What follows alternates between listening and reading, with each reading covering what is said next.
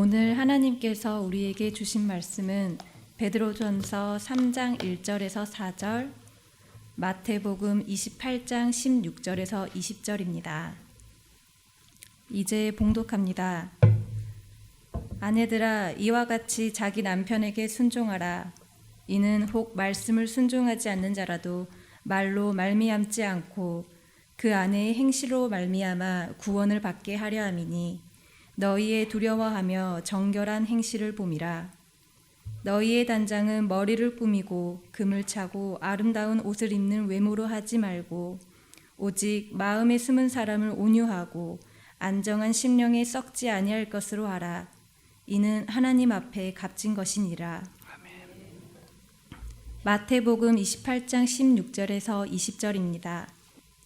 11 제자가 갈릴리에 가서 예수께서 지시하신 산에 이르러 예수를 배웠고 경배하나 아직도 의심하는 사람들이 있더라.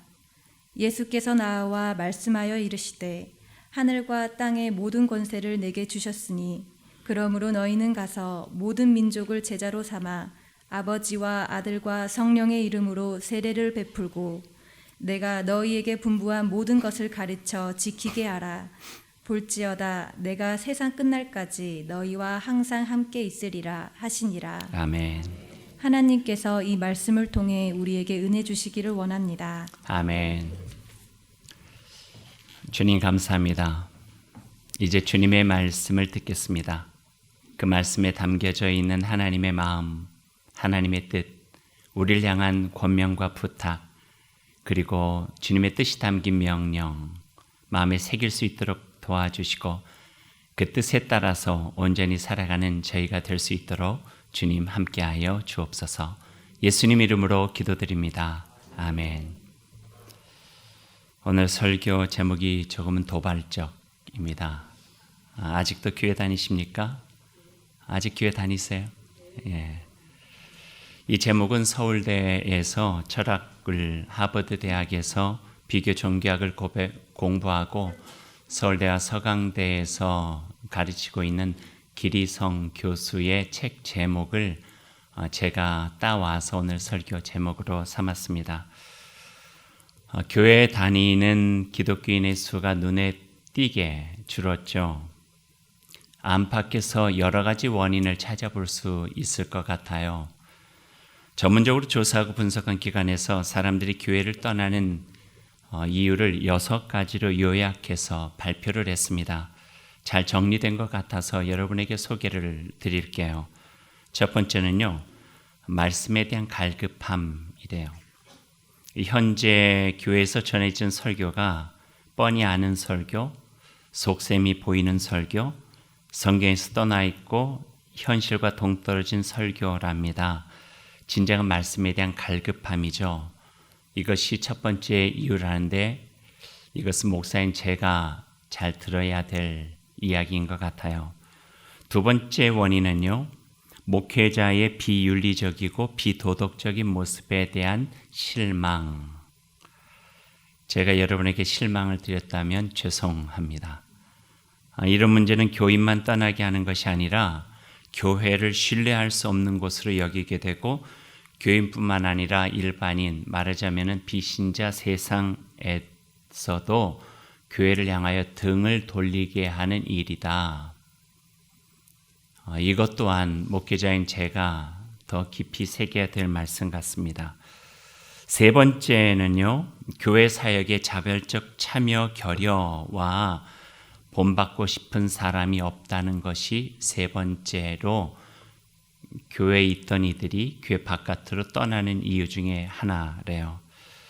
이것은 우리가 함께 깊이 반성하고 돌이켜야 할 부분이죠.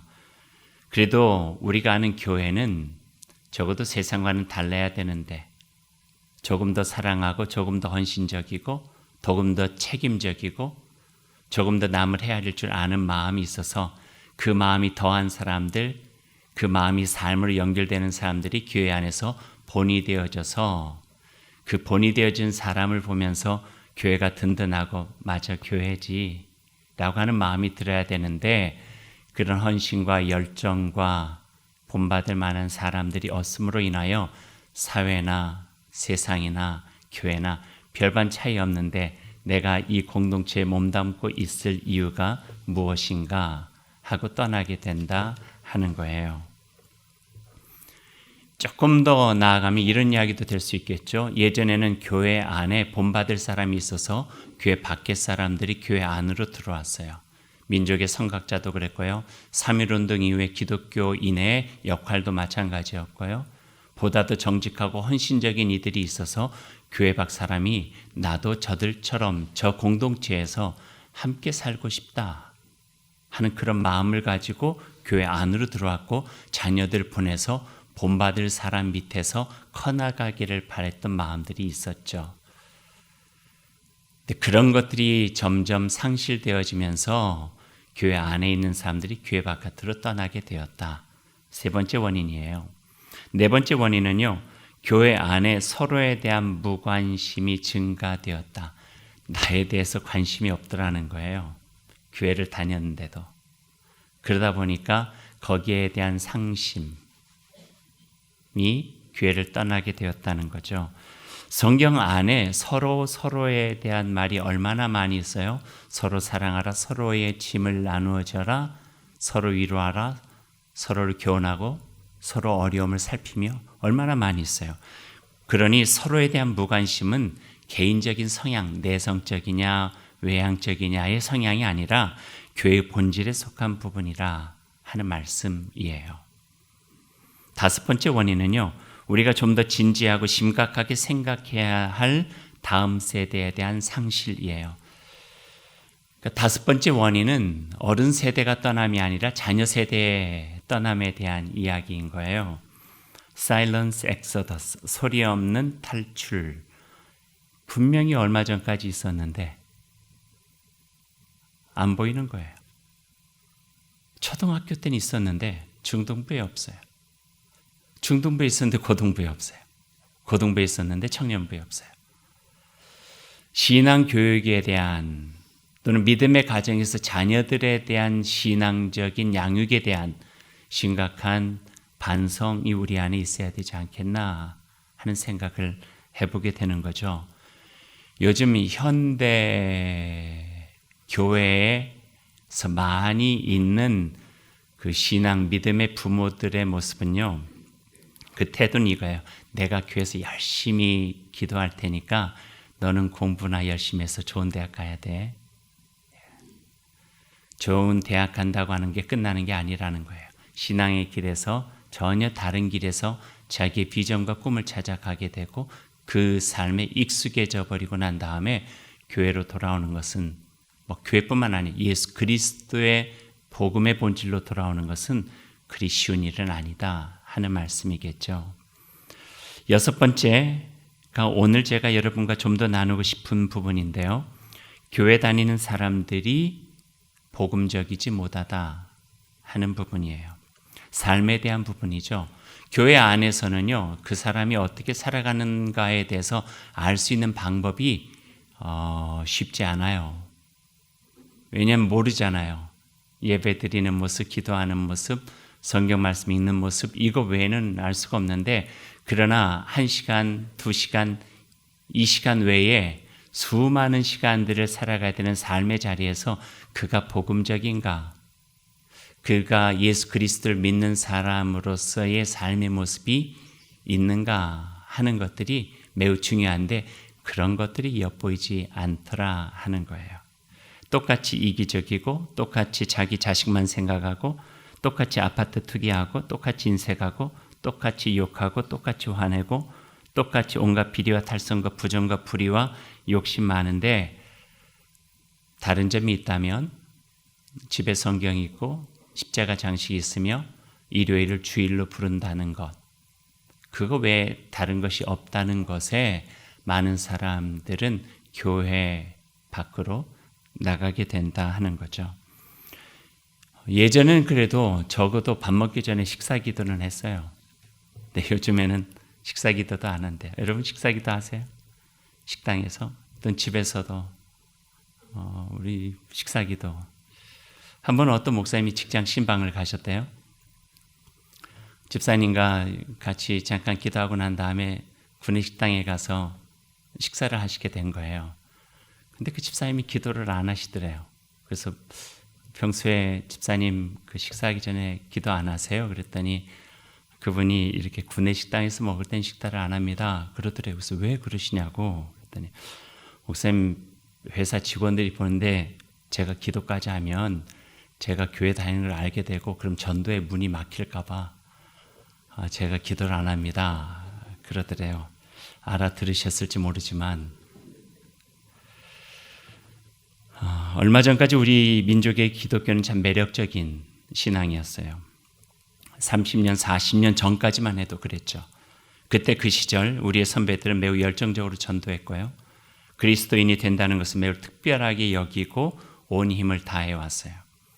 예수 믿는 것에 대한 자부심이 있었죠. 쉽지 않았어요. 어려웠어요. 핍박도 많았어요. 가족 안에서 처음으로 신앙생활을 시작한 이가 받은 어려움은요, 우리의 생각 더 너머에 있어요.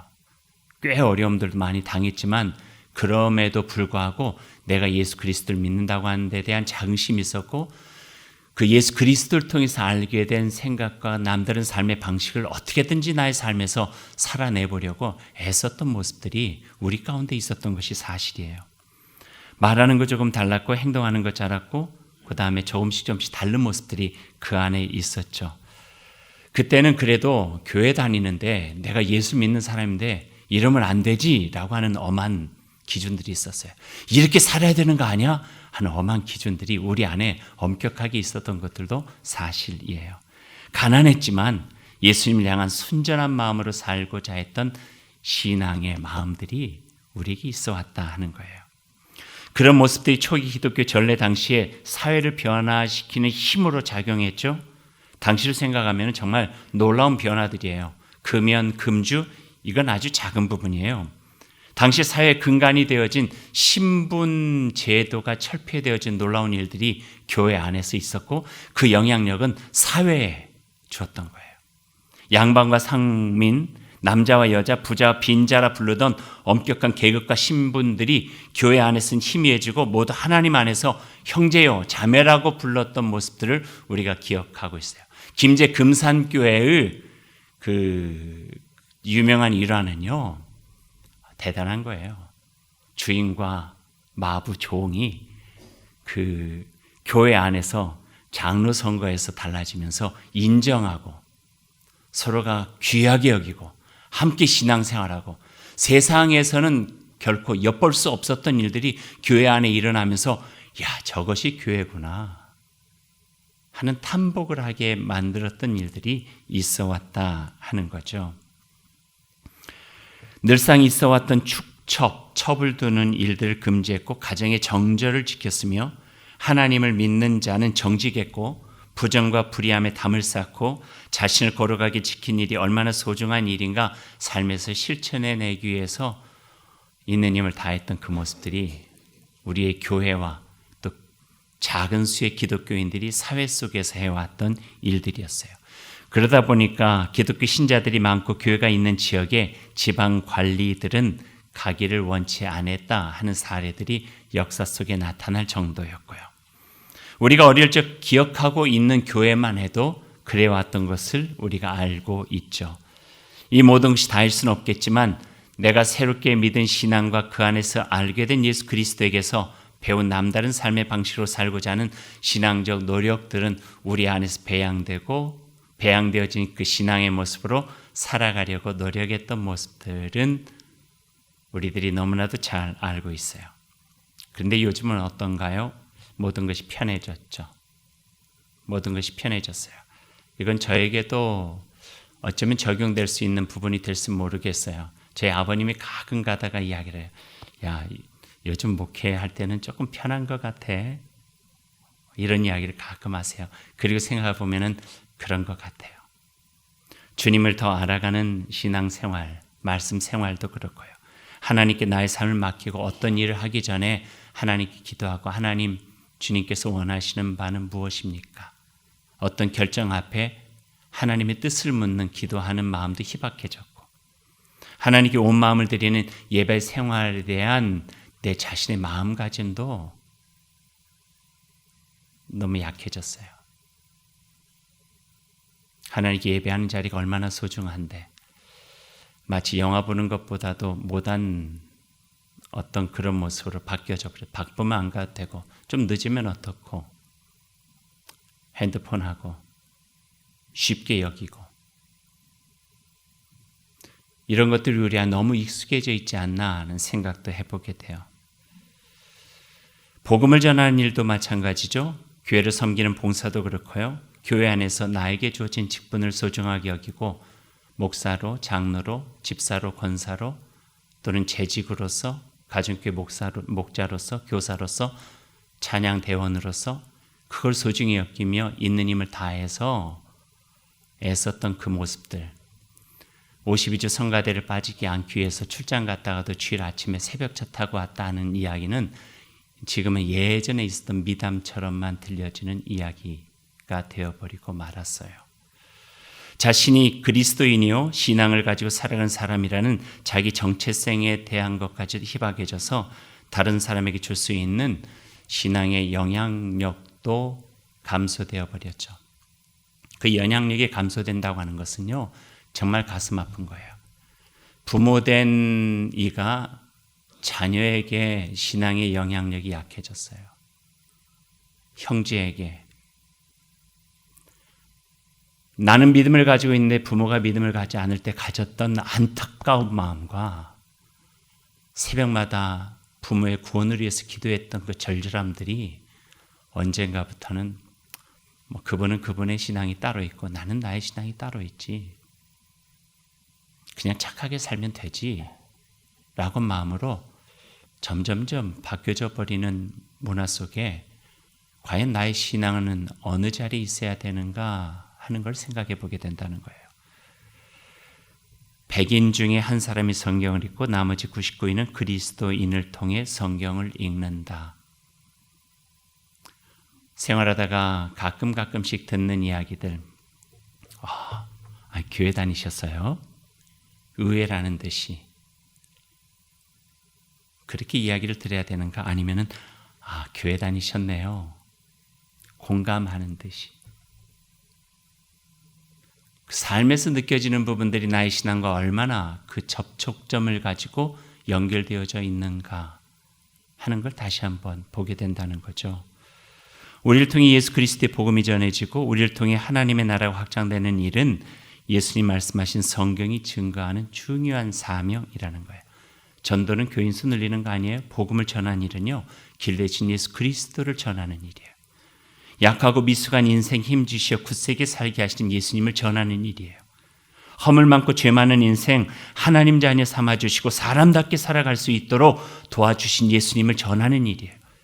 죽음을 딛고 일어설 영원한 생명의 길을 보여주신 예수님을 전하는 일이요. 아무리 힘들어도 하늘 바라보며 다시 일어나 힘차게 살아갈 수 있는 용기를 주시는 그분을 전하는 일이 바로 복음을 전하는 전도예요. 그래서 예수님 만나는 그 순간에 나를 다시 발견하고 다시 살아갈 수 있는 살 길을 새롭게 찾고 내가 하나님 뜻에 합당한 삶을 살아가기 위해서 조율되어진 온전한 모습으로 나아갈 수 있도록 돕는 길이 바로 복음에 서 있는 삶이라는 거죠. 오늘 우리에게 말씀해 주세요. 너희는 가서 모든 족속으로 제자를 삼아 아버지와 아들과 성령의 이름으로 세례를 주고 내가 너에게 분부한 모든 것을 가르쳐 지키게 하라. 마지막 주님 떠나시면서 우리에게 남겨주신 명령이에요. 너희는 온 천하에 다니며 만민에게 복음을 전하라. 너희는 이 모든 일의 증인이라. 누가복음, 마가복음에도 또 같이 동일하게 우리에게 주시는 말씀이 있죠. 네가 나를 사랑하느냐? 네가 나를 사랑하느냐? 네가 나를 사랑하느냐? 내 양을 먹이라, 내 양을 치라, 내 양을 먹이라. 그러면 어떻게 전해야 할까요? 시대와 상황과 장소에 따라서 그 방법이 많이 다를 거예요. 어떻게 복음으로 살아가야 될까요? 우리 마음에 다시 한번 생각해 봐야 될 주제죠. 오늘 함께 읽은 베드로전서의 말씀은요, 복음을 전하는 일에 매우 중요한 한 가지의 교훈을 우리에게 주고 있어요. 제가 오늘 성경 베드로 전서 3장 1절로 4절을 더 메시지 성경으로 읽어드릴게요. 한번 잘 들어보세요. 아내 여러분에게 권합니다. 남편에게 착한 아내가 되어 남편의 필요를 들어주십시오. 그러면 하나님 이야기에 무관심하던 남편도 여러분의 거룩하고 아름다운 삶에 감화를 받을 것입니다. 중요한 것은 외모나 머리 모양이나 몸에 걸친 보석 옷차림이 아닙니다. 여러분의 내적인 아름다움입니다. 내면과 영혼의 아름다움을 개발하십시오. 내면을 온화하고 우아하게 가꾸십시오. 그것이야말로 하나님께서 기뻐하시는 매우 값진 일입니다. 이 말씀을 얼핏 보면은요, 부부간의 이야기를 다룬 것 같아요. 또 남자들이 참 좋아할 말씀으로 보여지기도 해요. 근데 그것이 다가 아니에요. 이 말씀이 작게는 믿지 않는 남편을 향한 믿는 아내의 자세와 모습에 대해서 보여주고 있기도 하지만 좀 더 분명하고 의미를 가지고 이야기하면은 이것은 꼭 아내와 남편의 관계가 아니라 믿음을 가지고 있는 자와 믿지 않는 사람들, 또 믿음이 없는 세상 속에서 어떤 자세와 모습을 가지고 살아가야 되는가, 어떤 삶의 모범 속에 믿음이 담겨져야 되는가 하는 이야기를 하고 있는 부분이기도 해요.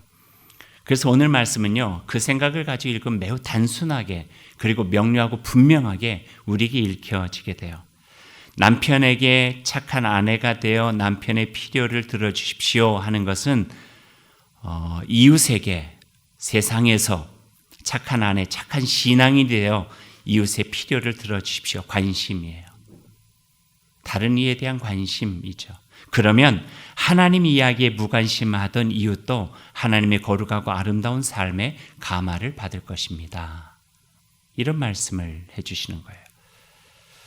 그 다음엔 이렇게 돼요. 중요한 것은 외모, 머리 모양, 몸에 걸친 보석 옷차림이 아닙니다. 여러분의 내적인 아름다움입니다. 내면과 영혼의 아름다움을 개발하십시오. 내면을 온화하고 우아하게 가꾸십시오. 그것이야말로 하나님께서 기뻐하시는 매우 값진 일입니다. 내가 좋은 신앙으로 나를 갖고 가는 것은 내가 좋은 신앙의 건강함이 되어졌을 때에 그 누군가의 유익함이 될 수 있기 때문에 그렇죠. 언젠가 말씀드렸죠. 저희 아버님이 예전에 안 하시던 그런 어떤 그런 모습들을 가끔 하세요. 엄하셨던 분이거든요. 저희도 아버지라고 부른 적도 별로 없었던 아버님 이렇게 좀 늘 어려웠어요. 왜냐하면 본인에게 되게 철저하신 분이었어요. 10시면은 언제나 주무시고 요즘에는 9시면 얼마 주무시고 그 뭐 잠자는 것뿐만 아니라 내일 새벽 예배를 위해서 내가 준비해야 되는 것이 있기 때문에 제가 하다못해 군에 휴가를 갔다 왔는데도 불구하고 첫 휴가 나왔거든요. 집에 왔더니 저 전방에서 오니까 11시쯤 도착했어요. 11시에 도착했는데 제 아버님이 쪽지 하나 써놓고 주무셨어요. 새벽 예배 때문에 먼저 잔다. 내일 아침에 보자. 얼마나 서운하던지요. 근데 제 아버님이 언젠가 한 2년 전인가요? 제가 그 명절 때 갔더니 제가 옆에 앉아있는데 제 손을 이렇게 자꾸 비비시면서 나이가 드셨어요 이제. 하더니 뭐라고 말씀하시냐면은 아빠가 건강하니까 네가 고맙지 그러셨어요. 아빠가 건강하니까 네가 고맙지. 제일 처음에 이해를 못했어요. 그래서 다시 되물었죠. 그게 무슨 말씀이세요? 그랬더니 아빠 나이 또래 있는 친구들 보니까 다 요양병원에 있고 거동도 못하고 힘들게 지내다 보니까 자녀들이 부모님 때문에 어떻게 집에 왔다 갔다 해야 되고 도와줘야 되는지 그 모습 보면서 우리 아들은 참 나에게 고맙겠다 하는 생각이 들으셨다는 거예요. 그러면서 너 어떻게 해야 돼? 아빠한테 고마워하면 고마워. 예, 고맙습니다. 그럼 용돈 좀 많이 줘. 이렇게. 그 이야기를 한번 제가 언젠가 드린 적이 있는데 그 이야기를 하셨어요. 건강해야 돼요. 신앙인의 삶도요. 건강해야 돼요. 볼 때 건강해야 돼요. 보기 좋아야 돼요. 닮고 싶어야 돼요. 그럴 때 그 선한 영향력이 복음과 함께 전달되어지게 된다 하는 말씀이에요. 그 이야기를 하고 계시는 거죠. 그래서 베드로전서의 말씀은 한마디로 한 구절로 이어가면은요. 복음을 전하는 것은 복음이 되는 것이다 하는 거예요. 내가 복음이 되는 거예요. 이것이 바로 어쩌면 지금 내가 교회를 다니고 있는 의미이기도 하다는 말씀이죠. 한 가지 이야기하고 여러분 말씀 마칠게요. 햄버거 좋아하세요? 햄버거? 아침 드시고 오셨어요? 침이 넘어가지 않으시나요? 햄버거. 저 햄버거는요, 참 맛있는 햄버거예요. 그 햄버거 이름이 인앤아웃 들어보셨어요? 인앤아웃. 이 햄버거는 미국에서 햄버거의 본고장이라고 하는 미국에서 3대 햄버거 중에 하나가 저 인앤아웃이라고 하는 햄버거예요. LA 쪽에 가시면은 거기서 시작이기 때문에 거기에 많이 있는데 정말 꼭 한번 드셔보세요 라고 말할 정도로 맛있는 햄버거가 저 인앤아웃 햄버거예요. 사람도 엄청 많아요. 줄도 한참 서야 하지만 차례가 올 정도로, 그래서 바쁜 시간은 비껴나가서 가야 그래도 차질에도 올 정도로 맛있는 햄버거예요. 왜 이렇게 맛있을까요? 비결은 다른 게 아니에요. 일단은 냉동육을 안 써요.